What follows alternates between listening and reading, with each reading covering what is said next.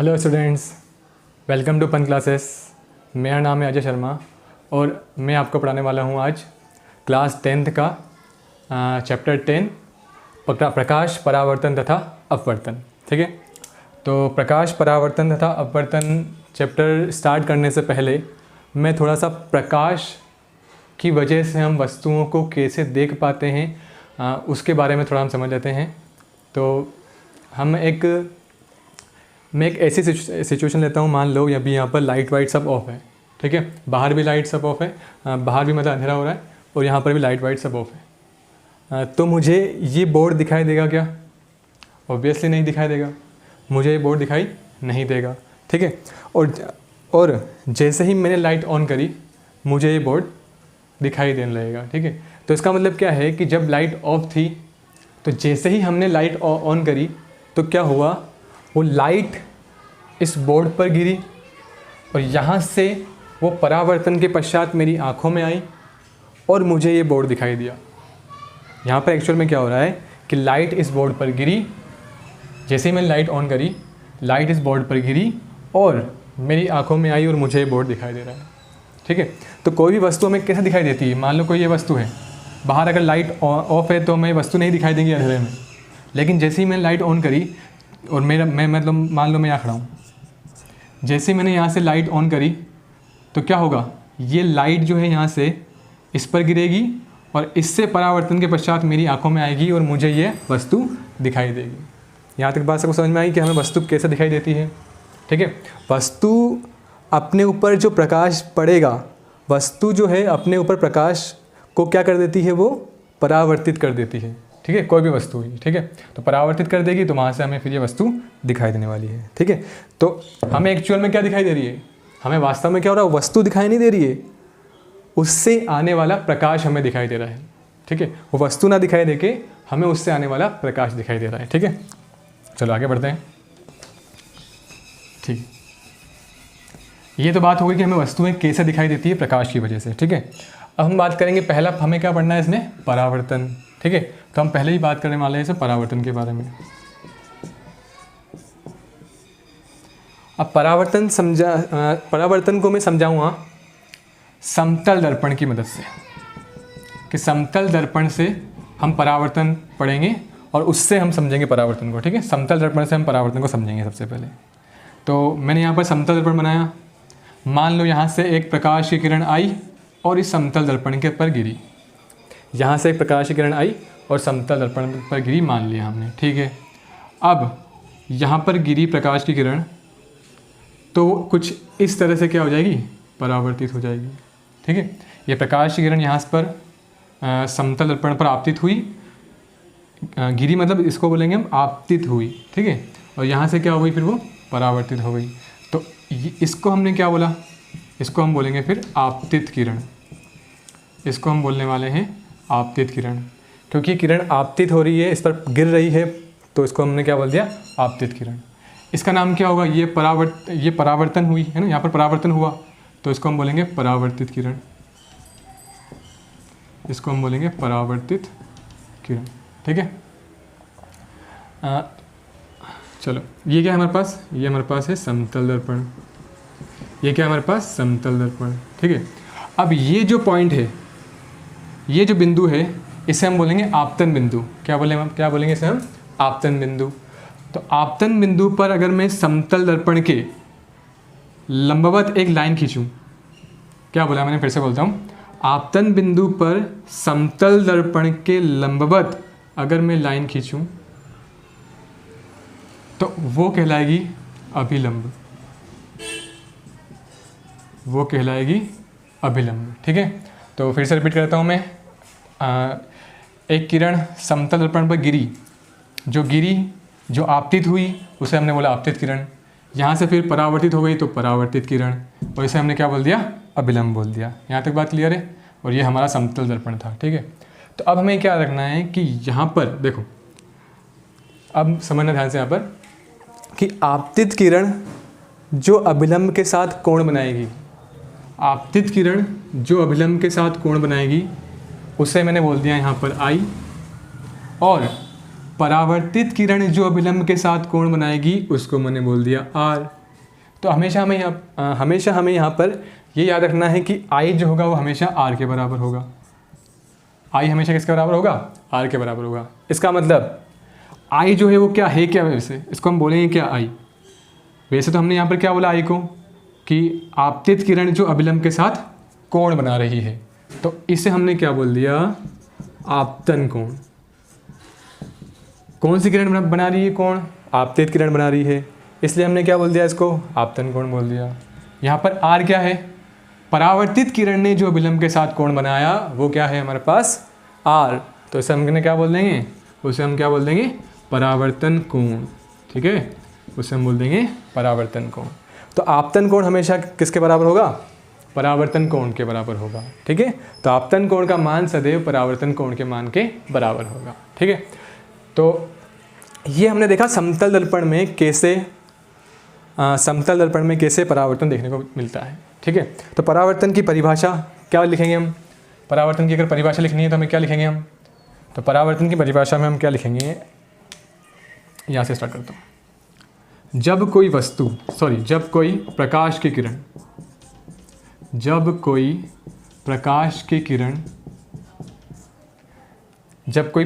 किरण किसी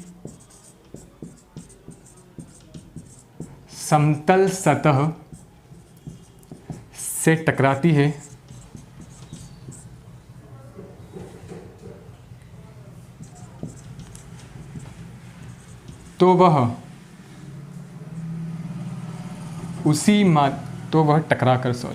तो वह टकराकर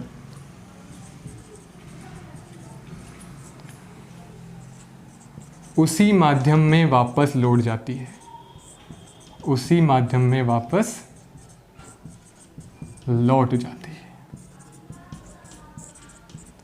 इसे हम क्या बोलते हैं? प्रकाश का परावर्तन कहते हैं।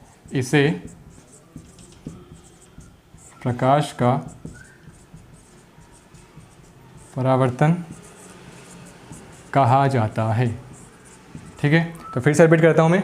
जब कोई प्रकाश की किरण किसी समतल से टकराती है तो वह टकराकर उसी माध्यम में वापस लौट जाती है, इसे प्रकाश का परावर्तन कहते हैं। ठीक है, जब कोई प्रकाश की किरण किसी समतल से टकराती है तो उसी माध्यम में वापस लौट जाती है, उसे हम क्या बोलते हैं? प्रकाश का परावर्तन कहते हैं। ठीक है, अब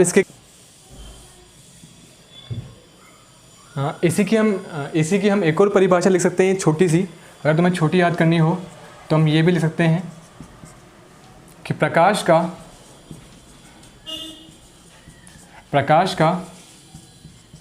किसी सतह से टकराकर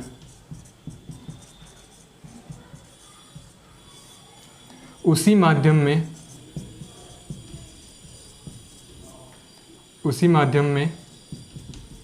वापस लौटना प्रकाश का परावर्तन कहलाता है। प्रकाश का किसी सतह से टकराकर उसी माध्यम में वापस लौटना प्रकाश का परावर्तन कहलाता है। ठीक है, तो ये दोनों एक ही है, वैसे तो थोड़ा डिफरेंस है बस, कि प्रकाश का किसी सतह से टकराकर उसी माध्यम में वापस लौटना प्रकाश का परावर्तन कहलाता है। ठीक है, अब परावर्तन के दो नियम हैं। अब हम समझेंगे प्रकाश के परावर्तन के नियम। बहुत ही इंपॉर्टेंट है, एग्जाम के पॉइंट ऑफ व्यू से बहुत इंपॉर्टेंट है प्रकाश के परावर्तन के नियम। ठीक है, तो प्रकाश के परावर्तन के नियम बहुत इंपॉर्टेंट। ठीक है, प्रकाश के परावर्तन के नियम। पहला नियम क्या है? पहला नियम तो मैं यहाँ पर बता चुका हूँ, सिंपल सा, कि आपतन कोण का मान सदैव किसके बराबर होगा? परावर्तन कोण के मान के बराबर होगा। ठीक है, तो आपतन कोण का मान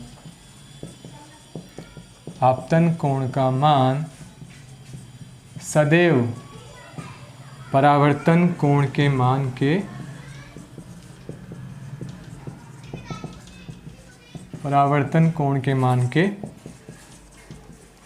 बराबर होता है। क्लियर है बात?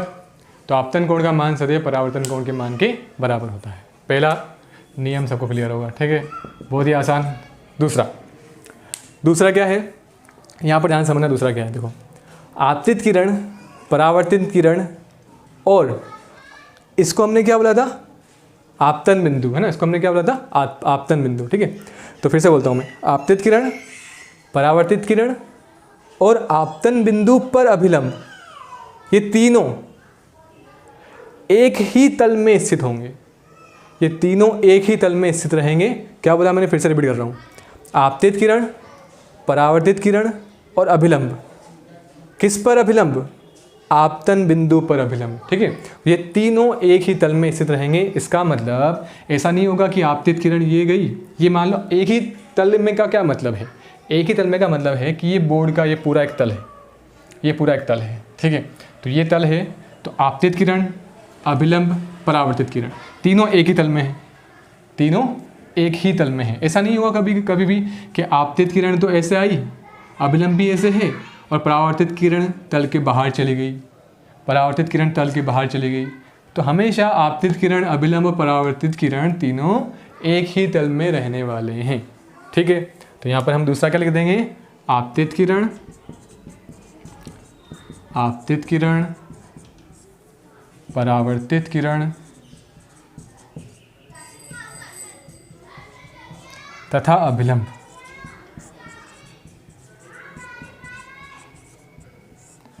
अभिलंब किस पर, अभिलंब किस पर बताया मैंने, तथा दर्पण के आपतन बिंदु पर अभिलंब, दर्पण के आपतन बिंदु पर अभिलंब।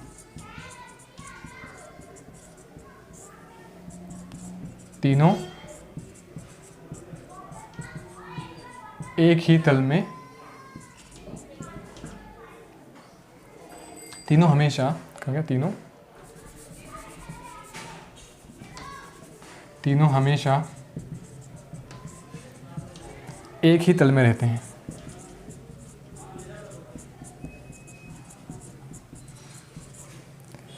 तो फिर से रिपीट कर रहा हूँ मैं, प्रकाश के परावर्तन के नियम बहुत ही इंपॉर्टेंट है, ध्यान समझना।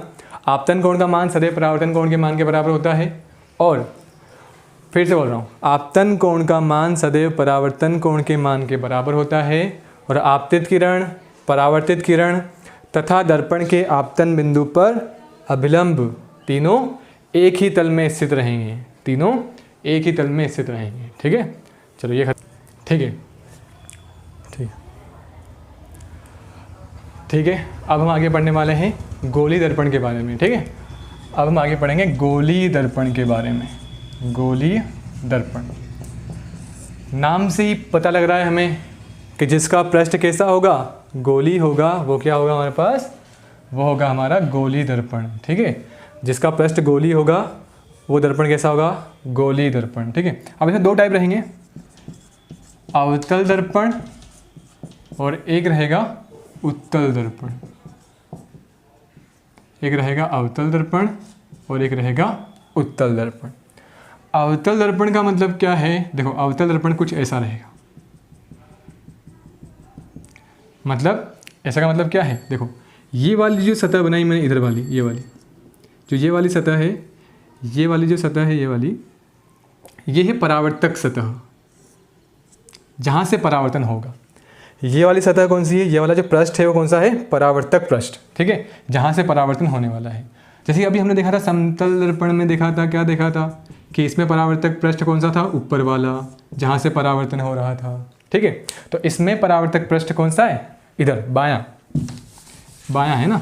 तो इसको हम क्या बोलेंगे, देखो इसको हम परिभाषित कैसे करेंगे, देखो ऐसा गोली दर्पण जिसका परावर्तक पृष्ठ अंदर की ओर वक्रित होगा। देखो कैसे, देखो ऐसा गोली दर्पण जिसका परावर्तक पृष्ठ जो है, देखो ये गोली दर्पण, इसका परावर्तक पृष्ठ क्या है, अंदर की ओर वक्रित है। ठीक है, तो उसे हम क्या बोलेंगे, अवतल दर्पण।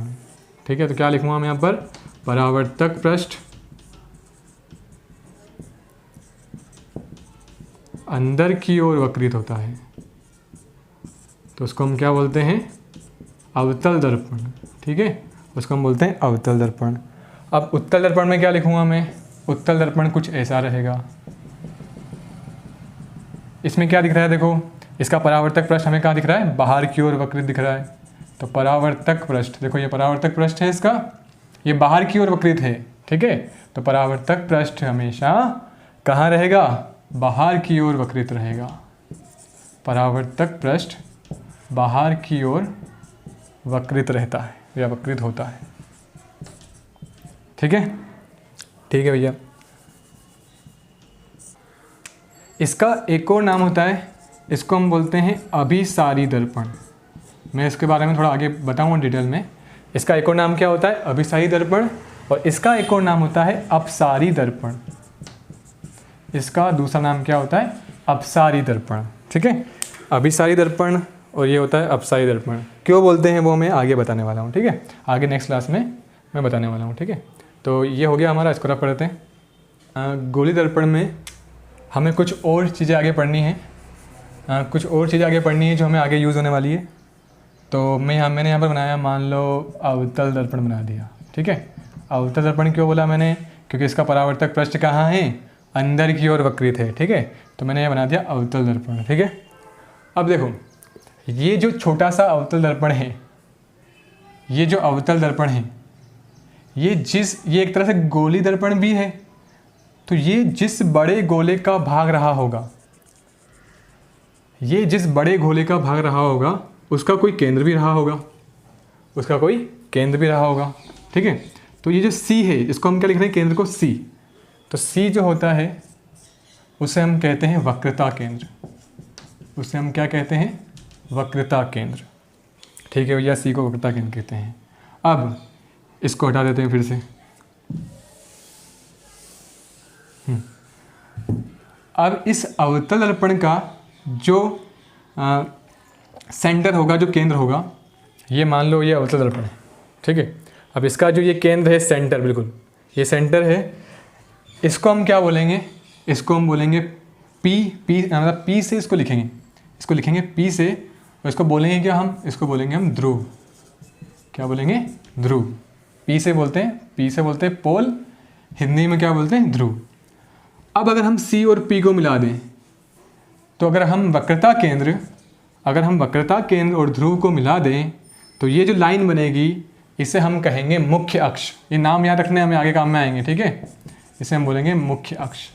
रिपीट कर रहा हूँ फिर से, ये जो हमने बनाया अवतल दर्पण, ये जिस बड़े गोले का भाग रहेगा उसका केंद्र वक्रता केंद्र। ठीक है, और इस अवतल दर्पण का केंद्र P, ध्रुव। ठीक है, और अगर C और P को मिला दिया तो हमने उसको क्या बोल दिया, C और P को मिला दिया तो उस अक्ष को क्या बोल दिया हमने, मुख्य अक्ष। ठीक है, यहाँ तक बात क्लियर है सबको, आगे बढ़ते हैं। अब इस अवतल दर्पण का ये वाला बिंदु, इसको बोल दिया हमने N, इसको बोल दिया M, इसको बोल दिया M। तो जो Mn रहेगा, N जो है, ये Mn जो है वो हमारा द्वारक कहलाएगा। क्या कहलाएगा, द्वारक। ठीक है, ये Mn हमारा क्या कहलाएगा, द्वारक कहलाएगा। ठीक है भैया, यहाँ तक बात सबको क्लियर है। अब देखो ध्यान से, अब मैंने इसमें क्या किया, अब ये सारी चीज़ें तो हमें पता हो गई। अब मैंने इसमें क्या किया, यहाँ पर एक किरण को आपतित कर दिया मुख्य अक्ष के समानांतर। ठीक है, मुख्य अक्ष के समानांतर मैंने यहाँ पर एक किरण को आपतित किया। ठीक है भैया, आपतित किया। अब क्या होगा, यहाँ से वो क्या होगी, परावर्तित होगी। अब कहाँ परावर्तित होगी, तो उसके लिए क्या लगाओ, परावर्तन का नियम लगा दो, परावर्तन के नियम लगा दो। क्या है परावर्तन के नियम, देखो ध्यान से, पहले समझना कैसे मैं यहाँ पर परावर्तन कराने वाला हूँ। तो मैं इस अवतल दर्पण का पूरा बना देता हूँ, यहाँ पर पूरा बनाता हूँ, देखो। और यहाँ पर ये जो है हमारा दर्पण है, अवतल दर्पण। ठीक है, अब मैंने यहाँ पर किरण को आपतित कराया, यहाँ पर इसको कुछ इस टाइप से। ठीक है, तो यहाँ पर मुझे क्या बनाना है, यहाँ पर मुझे अभिलंब बनाना पड़ेगा। हमने क्या किया था समतल दर्पण में, याद करो, समतल दर्पण में जहाँ पर आपतित किरण गिरी थी वहाँ पर हमने क्या बनाया था, अभिलंब बनाया था। तो यहाँ पर भी मुझे क्या बनाना पड़ेगा, अभिलंब बनाना पड़ेगा।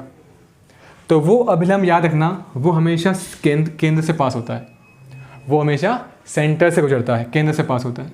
तो मैंने इसको यहाँ पर मैंने बना दिया अभिलंब, जो कहाँ से पास होगा, हमेशा केंद्र से पास होगा। ठीक है, क्या याद रखा हमने, गोली दर्पण में जो हमने अभिलंब बनाया वो हमेशा कहाँ से गुजरेगा, केंद्र से गुजरेगा। ठीक है, तो यहाँ पर हम लिख देते हैं, मतलब यहाँ पर हम अभिलंब बना देते हैं। जो कि किससे गुजरेगा बताओ, जो कि यहाँ पर हमने अभिलंब बनाया वो कहाँ से गुजरेगा, केंद्र से गुजरेगा। अब आपतित किरण ने जो यहाँ पर कोण बनाया I, उतना ही कोण R बनेगा, और यहाँ से किरण क्या हो जाएगी, परावर्तित हो जाएगी। यहाँ से किरण क्या हो जाएगी, परावर्तित हो जाएगी। ठीक है, आपतित किरण ये अभिलंब हो गया और ये होगी परावर्तित किरण। ठीक है, तो देखो जहाँ मुख्य अक्ष को जहाँ पर इस परावर्तित किरण ने काटा उसका नाम देंगे हम यहाँ पर F, और F को बोलेंगे हम मुख्य फोकस। F को हम क्या बोलेंगे, मुख्य फोकस। ये नाम बहुत इंपॉर्टेंट, याद रखना। मुख्य फोकस क्या होता है ना, F क्या होता है, जहाँ पर परावर्तित किरण मुख्य अक्ष को काट रही है। अगर हम अच्छे से इसको बोलें तो क्या बोलेंगे कि अगर हम मुख्य अक्ष के समांतर किसी किरण को आपतित करते हैं तो परावर्तन के पश्चात कहाँ से गुजरती है, मुख्य फोकस से गुजरती है। रिपीट कर रहा हूँ फिर से, ध्यान समझना। आपतित किरण परावर्तन के पश्चात किससे गुजरेगी, मुख्य फोकस से गुजरेगी। ठीक है, तो मुख्य फोकस तक सबको क्लियर है। ठीक है, आगे बढ़। अभी तक हमने जो भी समझा उसको हम अब लिख लेते हैं, क्योंकि एग्ज़ाम में उसकी परिभाषाएं आती है। तो पहला मैं लिखता हूँ वक्रता केंद्र की परिभाषा। ठीक है, पहला स्टार्ट करता हूँ मैं वक्रता केंद्र से। ठीक है, वक्रता केंद्र एक बार मैं बना भी देता हूँ ताकि हम उसको देख देख के समझते भी जाएंगे एक बार और। ये मैंने बना दिया अवतल दर्पण, ये बनाया मैंने मुख्य अक्ष, ये क्या बोले बताओ, ध्रुव यानी कि P, ये क्या है वक्रता केंद्र यानी कि C, और ये क्या है हमारे पास F यानी कि मुख्य फोकस, और ये क्या होगी पूरी, सॉरी ये क्या हो गया पूरा, मुख्य अक्ष हो गया। ये क्या हो गया पूरा, मुख्य अक्ष। ठीक है, तो अब मैंने बोला वक्रता केंद्र क्या होता है। वक्रता केंद्र को हम किससे लिखते हैं, C से। पहली बात, वक्रता केंद्र को हम क्या लिखते हैं, C से। तो वक्रता केंद्र क्या होता है, गोली दर्पण जिस पूरे गोले का भाग है उस गोले का केंद्र क्या कहलाता है, उस गोले का केंद्र क्या कहलाता है, वक्रता केंद्र। तो गोली दर्पण का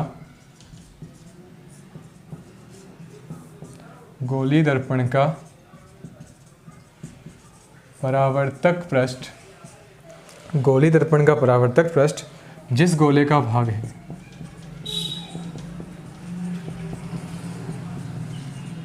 जिस गोले का भाग है उस गोले का केंद्र वक्रता केंद्र कहलाता है। उस गोले का केंद्र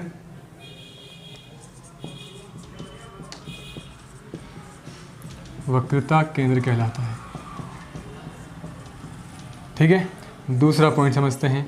पहला हम देख लिया वक्रता केंद्र क्या होता है, दूसरा देखते हैं अब ध्रुव क्या होता है।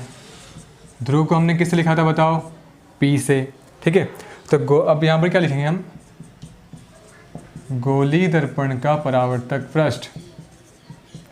गोली दर्पण का परावर्तक पृष्ठ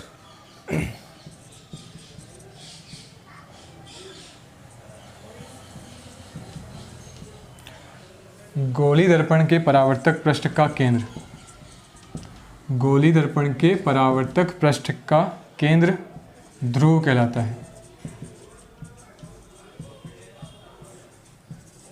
एक बार रिपीट कर रहा हूं मैं, क्या बोला मैंने, वक्रता केंद्र और ध्रुव में क्या डिफरेंस है, क्या अंतर है, ध्यान समझना। जब गोली दर्पण का परावर्तक पृष्ठ जिस गोले का भाग है उस गोले का केंद्र वक्रता केंद्र कहलाता है। मतलब गोली दर्पण का परावर्तक पृष्ठ जिस बड़े गोले का भाग है उसका केंद्र क्या कहलाता है, वक्रता केंद्र कहलाता है। लेकिन हमने ध्रुव में क्या बोला, गोली दर्पण का परावर्तक पृष्ठ उसका केंद्र, वो जिस गोले का भाग है उसका केंद्र नहीं, जो गोली दर्पण है उसका परावर्तक पृष्ठ है उसका केंद्र, वो क्या कहलाता है हमारे पास, ध्रुव कहलाता है। ठीक है, चलो आगे बढ़ते हैं। तीसरा,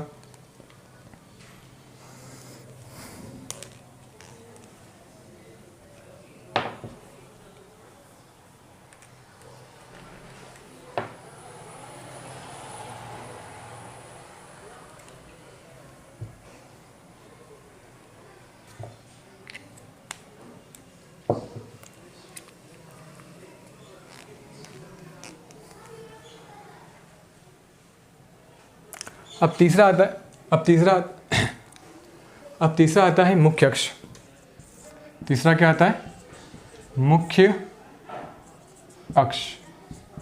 मुख्य अक्ष क्या बताया था मैंने, मुख्य अक्ष मैंने क्या बताया था, गोली दर्पण के ध्रुव और वक्रता केंद्र को मिलाने से गोली दर्पण के ध्रुव और वक्रता केंद्र को मिलाने से जो सीधी रेखा बनेगी उसी को हमने क्या बोला था, मुख्य अक्ष बोला था। ठीक है, तो गोली दर्पण के ध्रुव, गोली दर्पण के ध्रुव तथा वक्रता केंद्र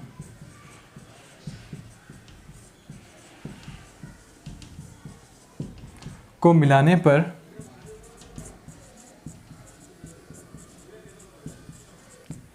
जो सीधी रेखा बनती है ना, जो सीधी रेखा बनती है, मिलाने पर नहीं, गोली दर्पण के ध्रुव तथा वक्रता केंद्र को, वक्रता केंद्र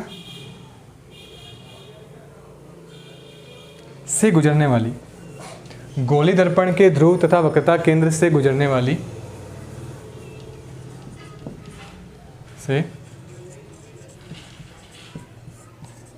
वाली रेखा मुख्य अक्ष कहलाती है।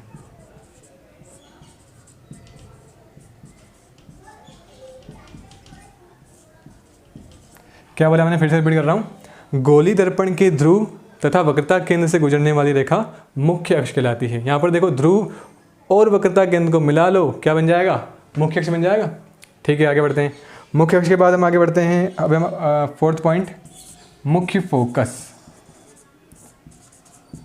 मुख्य फोकस के बारे में क्या बताया था, मुख्य फोकस के बारे में क्या बताया था मैंने, मुख्य अक्ष पर वह बिंदु, मुख्य अक्ष पर वह बिंदु जहां समांतर किरणें परावर्तन के पश्चात, जहां समांतर किरणें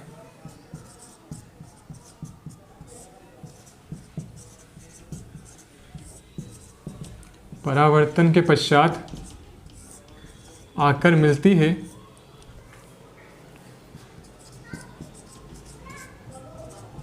या मिलती हुई प्रतीत होती है।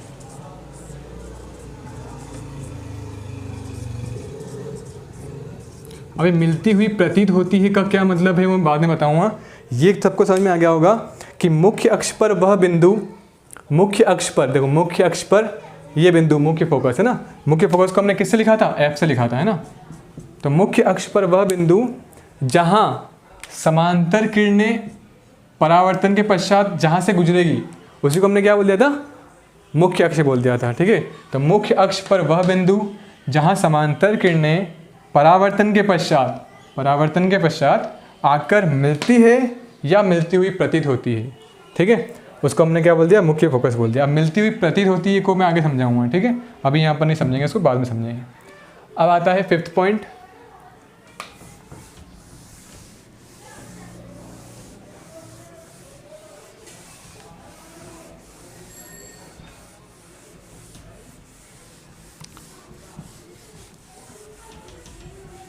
पांचवा पॉइंट है इसमें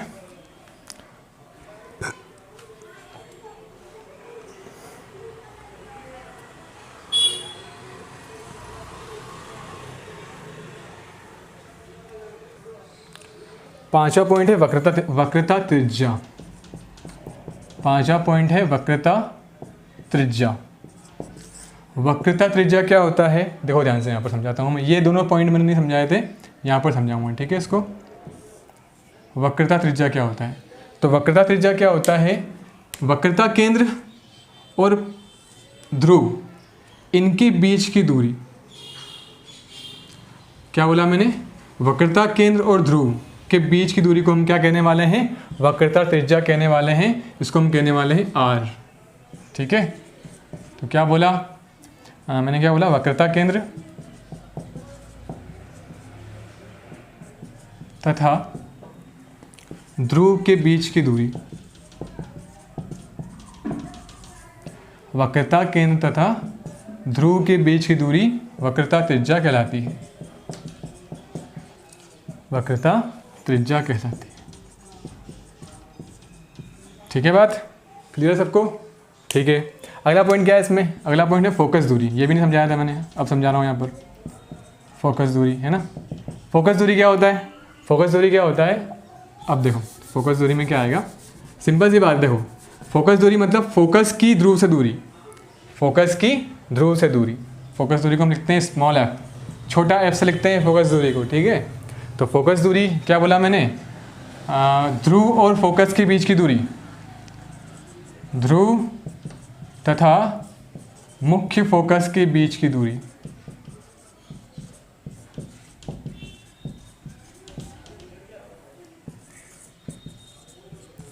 क्या कहलाती है, वो कहलाती है हमारे पास फोकस दूरी।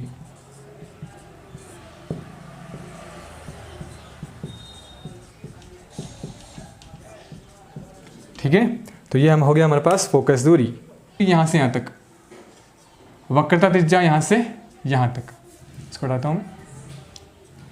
वक्रता त्रिज्या यहाँ से यहाँ तक r, फोकस दूरी यहाँ से यहाँ तक छोटा f। तो देखो ध्यान से देखो, तो वक्रता त्रिज्या जो है ना, वक्रता त्रिज्या फोकस दूरी की डबल होती, सॉरी वक्रता त्रिज्या फोकस दूरी की डबल होती, दुगनी होती है। यानी कि अगर मैं लिखूँगा r तो क्या लिखना पड़ेगा मुझे, 2f। वक्रता त्रिज्या फोकस दूरी की डबल होती है, यहाँ पर देखो वक्रता त्रिज्या r फोकस दूरी की यानी कि छोटे f की क्या है, डबल है, ठीक है। तो वक्रता त्रिज्या फोकस दूरी की डबल होती है, और इसको मैं ऐसे भी लिख सकता हूँ, 2 को नीचे ले आऊँ तो f क्या हो जाएगा हमारे पास, f हो जाएगा r/2, f क्या हो जाएगा, r/2। तो मैं इसको क्या लिख सकता हूँ, इसको मैं लिख सकता हूँ f बराबर क्या हो जाएगा, r/2, ठीक है। तो क्या हो गया, फॉर्मूला क्या हो गया, r बराबर 2f या फिर f बराबर r/2। पढ़ें कैसे हम इसको, वक्रता त्रिज्या फोकस दूरी की दुगनी, फोकस दूरी वक्रता त्रिज्या की आधी। रिपीट कर रहा हूँ, वक्रता त्रिज्या फोकस दूरी की डबल दुगनी, या फोकस दूरी वक्रता त्रिज्या की क्या होती है, आधी होती है। बहुत ही इंपॉर्टेंट है, याद रखना है इसको, इन दोनों चीज़ों को, ये देखिए, ठीक है। तो आज के लिए इतना ही रखते हैं।